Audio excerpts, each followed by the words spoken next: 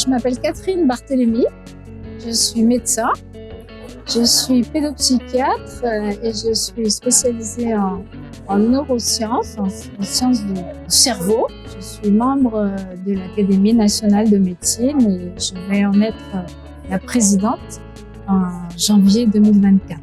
C'est sur invitation que je suis ici à Alençon. C'est une famille qui a des responsabilités dans le cadre de l'ADAPI. On pensait que ce serait intéressant que je puisse rencontrer les équipes du territoire et du département pour apporter les dernières nouvelles. Où en est-on de l'autisme aujourd'hui? Et j'ai centré mon propos sur 3 éléments principaux.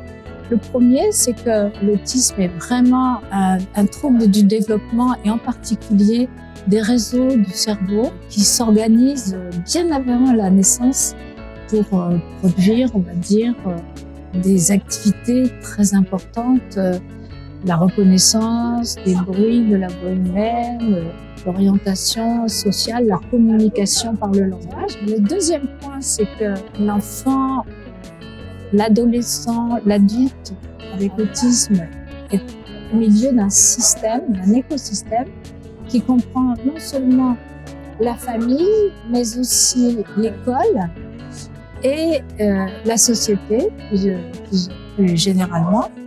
Et puis enfin, le troisième point, c'était que vraiment, à tous les âges de la vie, on pouvait faire quelque chose, s'intéresser à la personne pour lui faire développer des compétences adaptatives pour la vie quotidienne.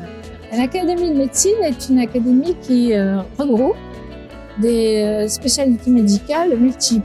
Alors, dans mon mandat, c'est déjà faire connaître même dans le milieu médical, une certaine méconnaissance des troubles du neurodéveloppement. Ensuite, et soutenir toutes nos communautés dans les formations et l'implantation de nouvelles pratiques dans notre pays.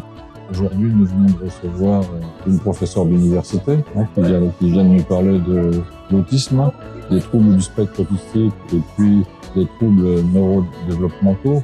Et cette affaire-là, ça n'est pas qu'un problème de regard.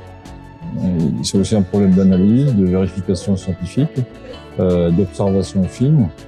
Et c'est bien ce qu'a expliqué aujourd'hui Madame Barthélémy. C'est un problème de prise en compte sociétale aussi, parce que actuellement, on a 100 000 personnes de moins de 20 ans qui sont touchées par des troubles du spectre autistique.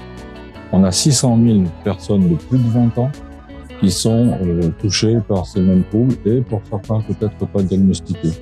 Ça veut dire que si on continue comme ça et si on n'arrive pas à corriger les trajectoires, à accompagner les parcours de vie, on va se retrouver dans une vingtaine d'années, ça n'est pas très loin, avec quasiment 3 fois plus de personnes qui seront touchées par ces troubles pour diverses raisons. Modification génétique, problématiques environnementales. Donc là, on lance un cri d'alerte, en quelque sorte.